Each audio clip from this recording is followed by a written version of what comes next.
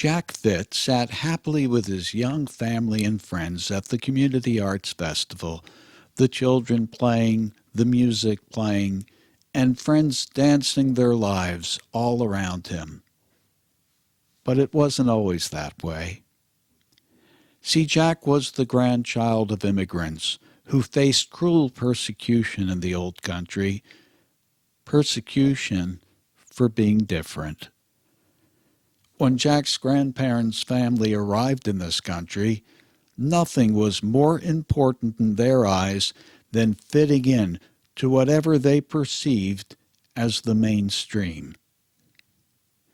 They had experienced and seen the suffering from being different, and in this country, they were determined to start over and this time make sure there would be no such suffering for their children and future families.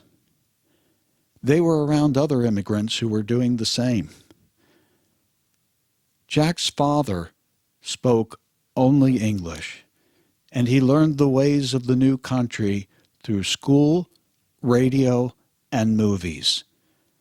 Jack's parents came from the same neighborhood with similar immigrant stories. By the time Jack was born, Jack's father worked as an intake specialist for the government, and when Jack was 4 years old, the family moved to a D.C. suburb. The most important thing at that time was, of course, to fit in. They sent Jack and his two older siblings to a private school where most of the children in that new community lived. Jack's family was not wealthy, but it was very important to appear as if they were. So they bought clothes from a nice Goodwill store outside the town, and they kept those clothes neat and tidy. Jack's family was not Catholic, but they joined the local church because everyone else did, and they attended every week as if they were Catholic. Being in suburbia, the house needed to look right like the neighbor's house. The shows you watched on television should be the same as the people you came in contact with, so that you would know what to talk about. And it was good to agree on most things, or maybe just not say anything too meaningful in conversation. But in school, Jack was somehow different, and he was bullied. He was looked down upon by some of the teachers and found it difficult to learn in this environment. For that, he got tutoring, which of course further added to the family's financial difficulties.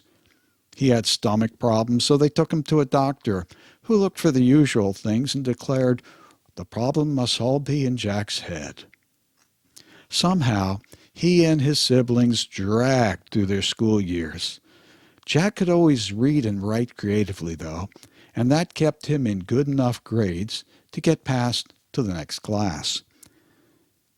When he was in high school, there was a lot of social pressure to have girl interest. But he found a quiet girl, Sally, who just read books all the time. She didn't seem to mix or fit in with the others. The two of them got along quite well, and clearly the Fitt parents were not having much success keeping their son Jack in the mainstream. But that was their burden in life. After a bit of college, Jack married Sally and got a job as a bureaucrat, and they moved away to a smaller town. Clearly life was getting better. Sally gave birth to a couple of beautiful children. One night, Jack and Sally decided that they should get babysitting and go out. And on Main Street there was a concert, dance, and art show put on by the local Arts Council. That's where they went. There they met Freddie the philosopher, who had passionately engaged everyone in deep conversation, his long, wild hair and his bushy beard moving back and forth with his rocking head gestures as he talked about Zen Buddhism, social philosophies, and science. Then there was Millie, who did not say much at all, but offered everyone tea. There was Betty the car mechanic in dirty overalls, talking about cars and Sam the artist who painted the murals on the very walls of the building they were in.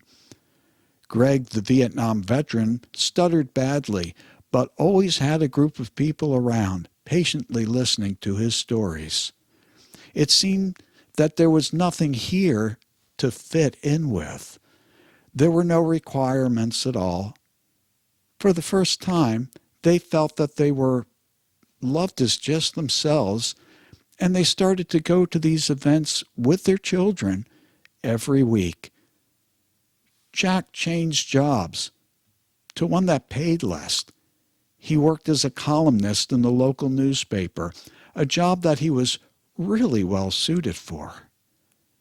They were fit in the larger worldwide community of misfits.